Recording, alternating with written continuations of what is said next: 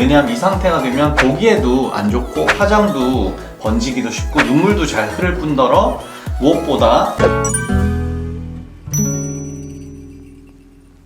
안녕하세요 여러분.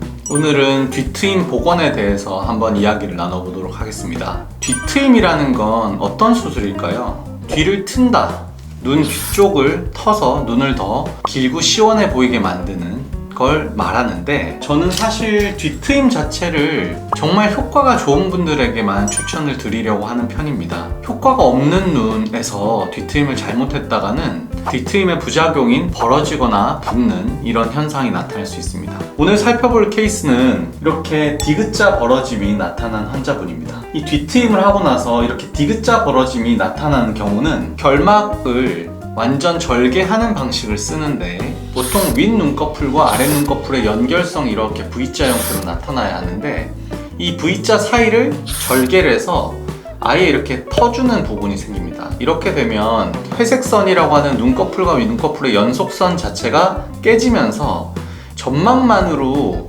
라이닝이 생기는 부분이 생기게 되는데요.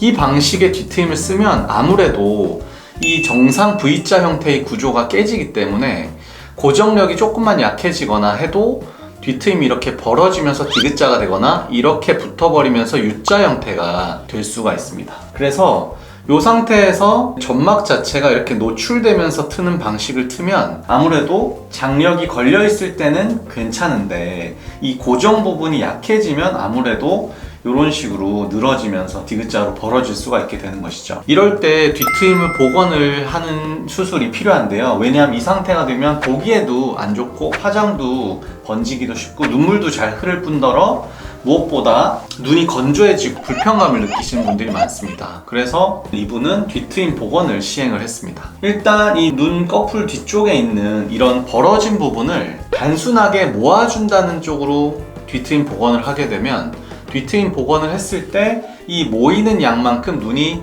작아지게 됩니다.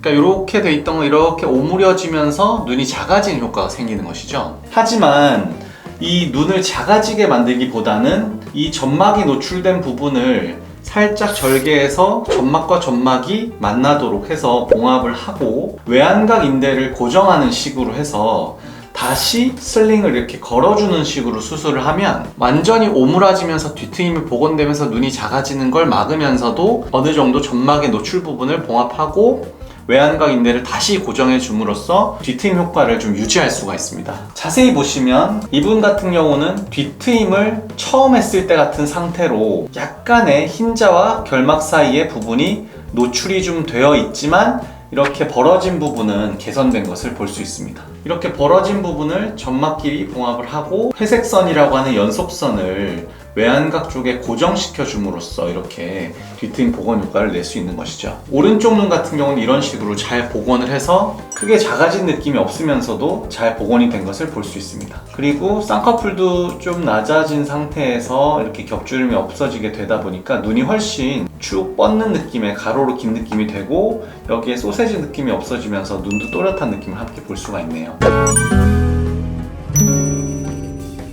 오늘은 뒤트임 복원에 대해서 알아봤는데, 말 그대로 복원이란 단어를 쓰고는 있지만 사실 복원은 아닙니다. 복원은 A란 상태를 B로 만든 걸 다시 A로 만드는 것이 복원인데, 제가 오늘 설명드린 부분은 A라는 수술을 해서 B가 되었는데 그걸 어떻게 보면 C라는 새로운 상태로 만드는 수술이기 때문에 뒤트임을 다시 한다고 봐도 무방한데, 이렇게 벌어진 눈에서 뭘 뒤트임을 다시 하냐라고 생각하실 수 있기 때문에 조금 더 이해를 돕고자 복원이란 단어를 쓴 걸 참고 바랍니다. 이상 성형연구소 김형석 원장이었습니다. 감사합니다.